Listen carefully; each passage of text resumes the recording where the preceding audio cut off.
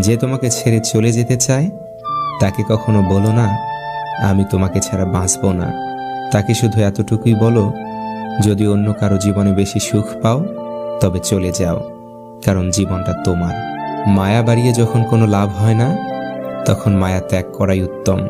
পারলে কাউকে ঠকানোর অভ্যাসটা বাদ দিও, কারণ একজন ঠকতে ঠকতে শিখে যায় আর অন্যজন ঠকাতে ঠকাতে ফেঁসে যায়।